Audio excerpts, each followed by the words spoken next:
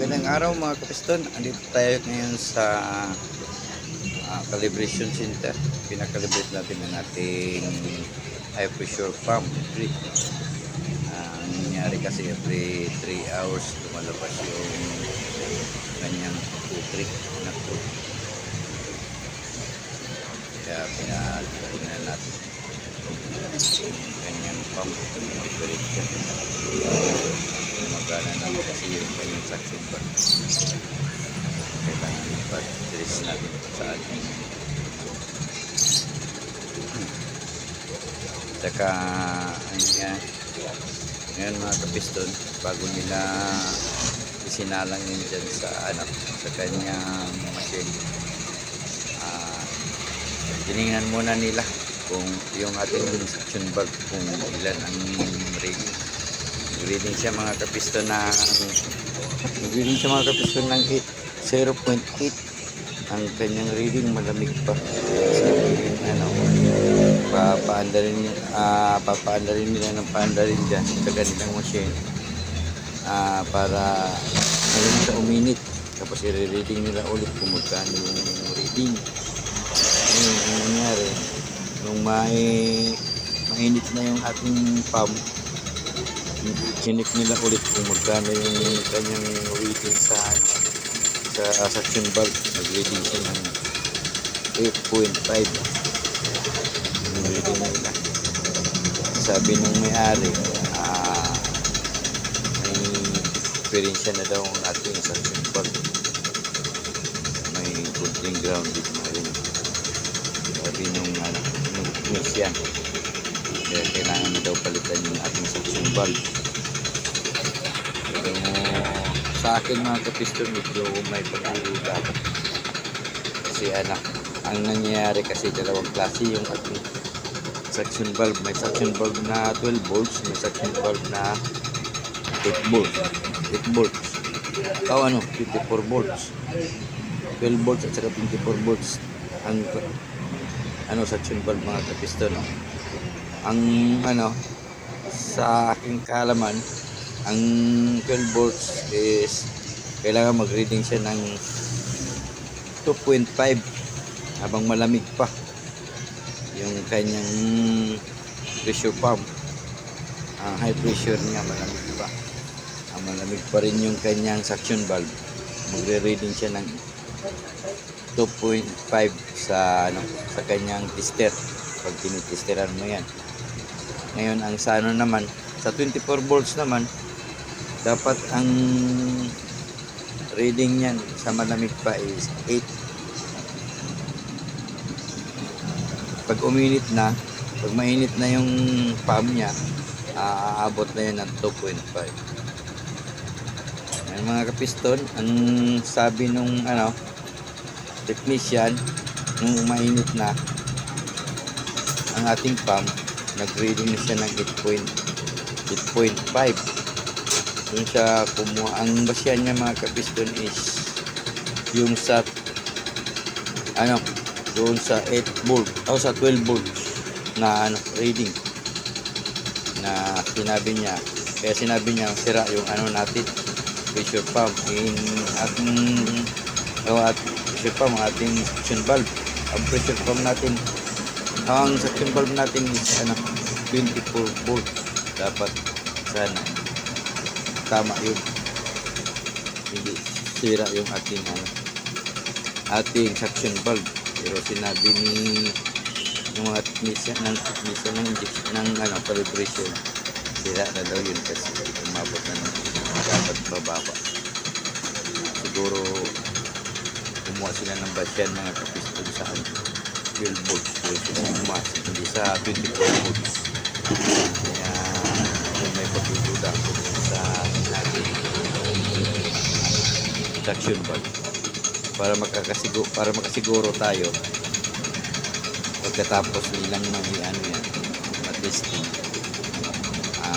dadalhin natin yung ating high pressure pump sa ibang calibration. Patitingnan natin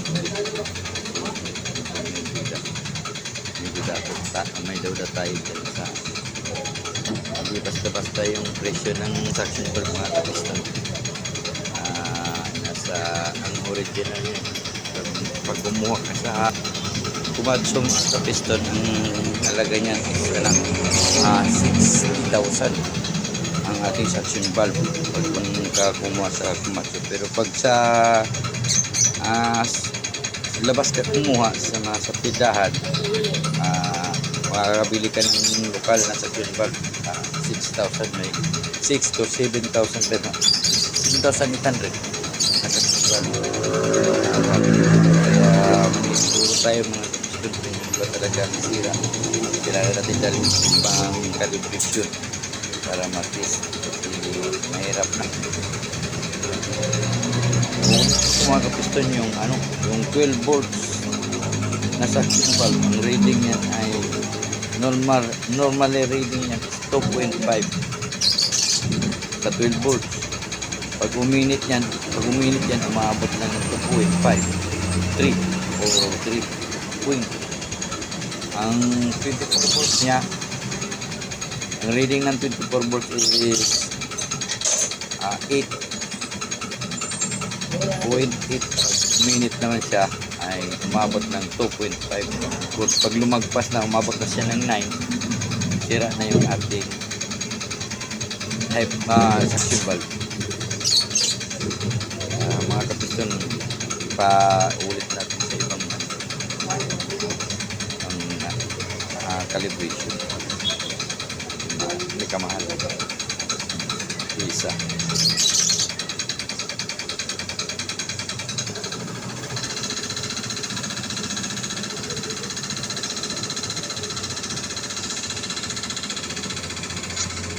Dito na lang tayo mga kapiston.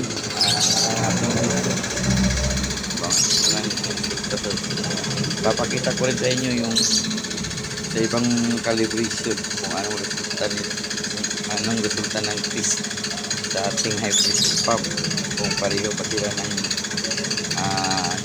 diagnose sa unang pinaghahanap. Maraming salamat sa aking suporta at sa lahat ng mga nag-subscribe sa aking YouTube channel. Maraming salamat. Sana huwag kayong magsawang sumuporta at mga bye-bye sa aking salamat sa lahat sa mga bagong nag-subscribe sa aking YouTube channel. Share naman ang ating link sa maraming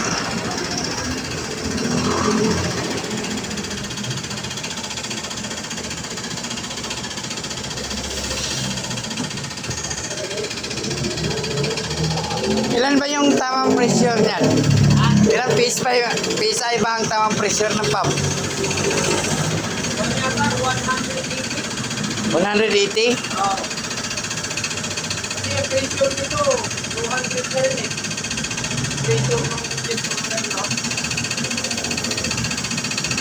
Oo. 200.